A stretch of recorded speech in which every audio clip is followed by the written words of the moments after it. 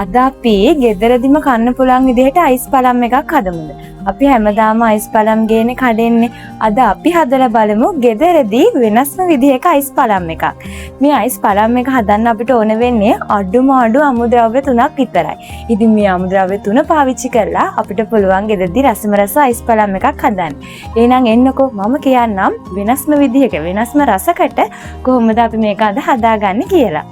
අපි වෙනදාට පළතුරු අයිස්ක්‍රීම් නේ හදන්නේ. මම වෙනදාට පළතුරු බ්ලෙන්ඩ් කරලා තමයි මේක හදාගන්නේ. අද මට හිතුණා ඉන්ස්ටන්ට් කෝෆි. ඒ කියන්නේ අර සාමාන්‍ය කෝපි එක නෙවෙයි. මෙන්න මේ කෝෆි වර්ගය. මේක අපිට ගන්න පුළුවන් සුපර් මාකට් වලිනුත්.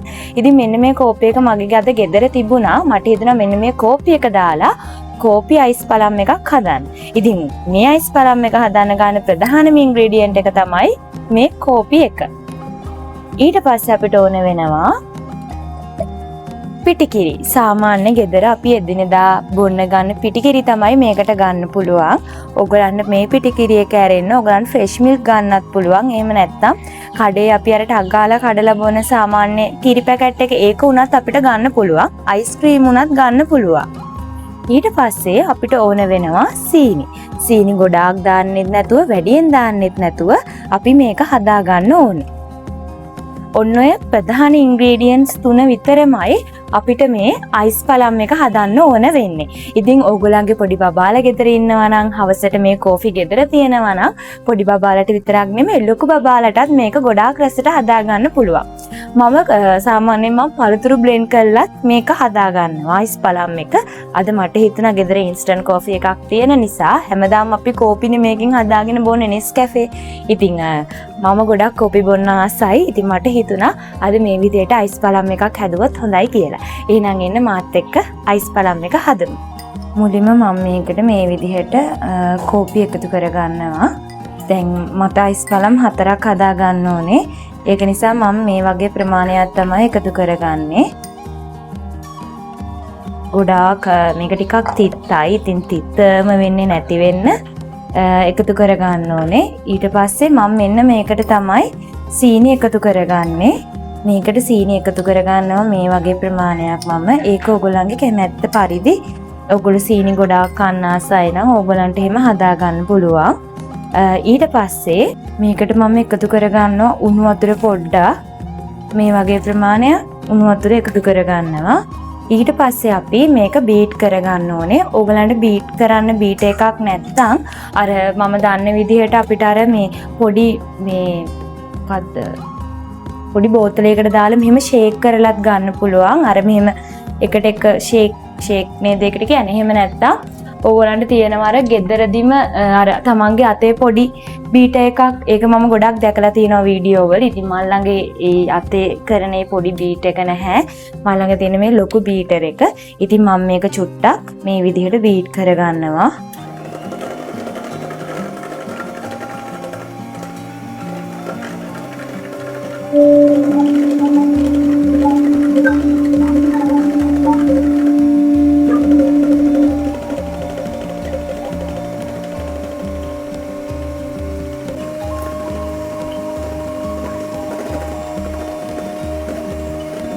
දැන් මම මේක හදාගෙන ඉවරයි. මේකට මම දැම්මේ ඔයගොල්ලෝ දැක්කා සීනි, ඉන්ස්ටන්ට් කෝෆි, ඒ වගේම උණු වතුර.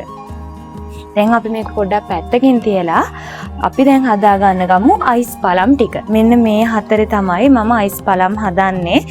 මේක ඔයගලන්ට ගන්නත් තියෙනවා කඩේ. එහෙම නැත්නම් ඔයගලන්ට පොඩි කෝප් වලට දාලා ඒක ෆ්‍රිජ් එකට දාලා ගන්නත් පුළුවන්. මේක තියෙන්න ඕනේ කියලා එකක් නැහැ. දැන් අයිස්ක්‍රීම් එක හදන්නේ අපි. මම ඔයගලන්ට කිව්වා මම පිටිකිරි පාවිච්චි කරනවා කියලා. දැන් තමයි අපි ඒක හදාගන්නේ. මේ විදිහට පිටිකිරි හැඳි දෙකක් එක ඔයගලන්ගේ රසයේ හැටියට එකතු කරගන්නවා. එකතු කරගෙන මේකට උණු වතුර පොඩ්ඩක් දානවා. මේ උණු වතුර දාන්නේ මේ උණු වතුර චුට්ටක් අපි එකතු කරගත්තාම මේකේ තියෙන අර කැට ගතිය ඔක්කොම නැති වෙලා හොඳට මේක වතුර එක්ක අර මික්ස් කරන්න ලේසි. දැන් මේ විදිහට මම දාගත්තා. මේ උණු වතුර ටිකක් දැන් ඔයගලන්ට පේනවා මේකේ කැට නැහැ. ඊට පස්සේ මම මේකට දැන් උණු වතුරම දාන්න බෑනේ. මම මේකට ඇල් වතුර පොඩ්ඩකුත් මේ විදිහට එකතු කරගන්නවා. ඊට පස්සේ මේ දෙක හොඳට ටිකක් හොඳට මික්ස් කරගන්න ඕනේ. මෙන්න මේ විදිහට මික්ස් කරගත්තා නම් හරි. දැන් අපි කරන්න ඕනේ මේක අරගෙන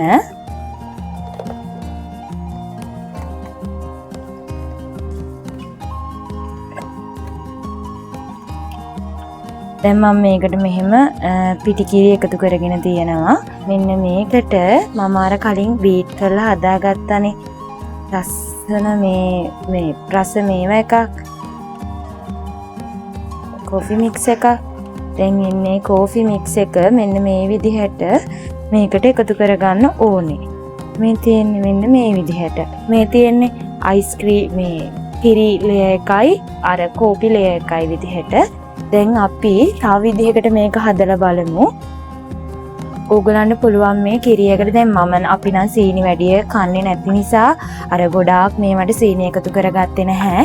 ඕගලන්ට පුළුවන් ගොඩක් පැණි රසට මේක හදා ගන්න ඕන නම් මේ පිටියකටත් සීනි එකතු කරගන්න. දැන් අපි හදලා බලමු වෙනස්ම විදිහකට එකක්. මුලින්ම කෝපි ලේයර් එක අපි දාගමු. මේ විදිහට ඊට පස්සේ මේකෙන් ටිකක් දාගමු අපි පිටිකිරි. දැන් ආයිම ඒක පොඩ උඩට අරගෙන ආයිම මේකට දාගමු උඩිනුත් ලස්සනට කෝපි ලේයර් එකක්. දැන් මේක කෙලින්ම අර Nescafe එකක් විදිහටම තමයි ඇවිල්ලා තියෙන්නේ. මේ තියෙන්නේ දැන් ඒක මේ විදිහට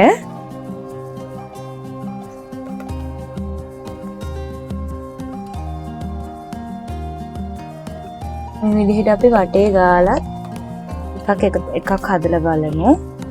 මේකට මම මේ විදිහට පිටිකිරි එකතු කළා. මේක උඩිනුත් සුපුරුදු විදිහටම අපි අර ලේයර් එක දාමු. දැන් මේ කොහොම හැදුවත් මේක මාර රසට එනවා. එක විදිහටම ගොඩක් දුරට එයි. මේකේ අර වෙනසක් ලොකු වෙනසක් පේන්නේ නැති වෙයි. මොකද අර ඉන්ස්ටන්ට් කෝෆිනේ ඔක්කොටම මම එකතු කරේ. අපි බලමු වෙනස් විදිහට එක විදිහට හදලා මේක. ඔන්න දැන් මේ හතර මම හදලා ඉවරයි. අපි දැන් මේ හතර වහමු. මේකම මේ වගේ එකක් ඕගලන් ගෙදර නැත්තම් මේකෙම හදන්න ඕනි නැහැ. ඕගලන්ට සාමාන්‍ය ප්ලාස්ටික් කෝප් එක උනත් මේක හදලා රස බලන්න පුළුවන්. දැන් මම මේ හදලා ඉවරයි මේක. ඕගලන්ට පේනවා මේ විදිහට. මම දැන් මේකට එකතු කරේ සාමාන්‍ය ඉන්ස්ටන්ට් කෝෆි පිටිකිරිනේ. ඕගලන්ට පුළුවන් එක්ක ෆ්‍රෙෂ් මිල්ක්, අයිස්ක්‍රීම් නැත්නම් කොකෝවා පවුඩර් උනත් මේකට එකතු කරලා රසට හදාගන්න. මම ළඟ කොකෝවා පවුඩර් තිබ්බා. හැබැයි මට ඕනුනේ හදලා බලන්න මේ දෙක දාලා මොන වගේ රසක් දෙන්නේ කියලා. ඉතින් කොකෝවා පවුඩර්, මයිලෝ ඕන දෙයක් එකතු කරලා ඕගලන්ට මේක රසට හදාගන්න පුළුවන්. අපි එහෙනම් මේක ෆ්‍රිජ් එකට දාලා බලමු කොහොමද එන්නේ කියලා. දැන් ඔන්න මම ඊයේ හවස තමයි හැදුවේ. අද උදේ තමයි ෆ්‍රිජ් එකෙන් මේක එළියට ගන්නෙ. ඉතින් මම ඇත්තටම සම්මත වෙලාවක් දන්නේ නැහැ මේක තියෙන. මම ඊයේ හවස හදලා අද උදේ ෆ්‍රිජ් එකෙන් එළියට ගත්තා. සාමාන්‍යයෙන් පැය 6ක් 8ක් වගේ තියන්න පුළුවන්. මේ තියෙන්නේ මම හදාගත්ත ෆ්‍රිජ් එකට දාරගත්ත අයිස් පළම් ටික. මෙන්න මේ විදිහට තමයි ඇවිල්ලා තියෙන්නේ. මේක යට තියෙන සම්පූර්ණයෙන්ම අයිස් මේ කිරි පිටි. ඒක උඩට දාපු අර මොකද්ද කෝපි ලේයර් එක තමයි මේ විදිහට මුළු අයිස් පළම් එක පුරාම ගිහිල්ලා තියෙන්නේ. එකක් ගලවලා බලමු. මේ තියෙන්නේ ඇවිල්ලා තියෙන විදිහ. මෙන්න මේ විදිහට තමයි ඇවිල්ලා තියෙන්නේ.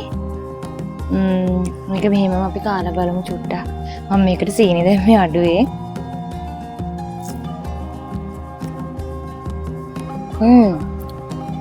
ඇත්තටම මේක කෝපි කිරිපිටි සීනි තුනම එකතු වෙලා මාරම රහයි.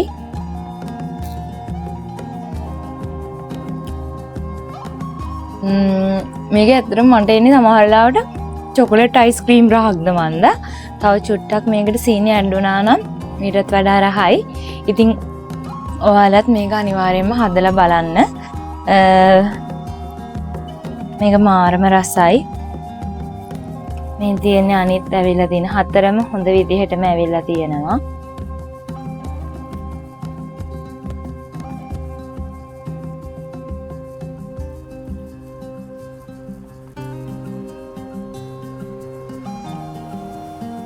ඉතින් ඔන්න ඔය විදිහට තමයි මම මේක හදාගත්තේ.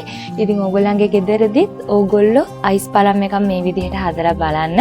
පළතුරු දාලා වුණත් ඕගොල්ලන්ට මේක හදාගන්න පුළුවන්. එහෙනම් අදට මම ගිහින් එන්නම්. ආයි දවසක අලුත් රෙසිපි එකකින් හම්බෙමු.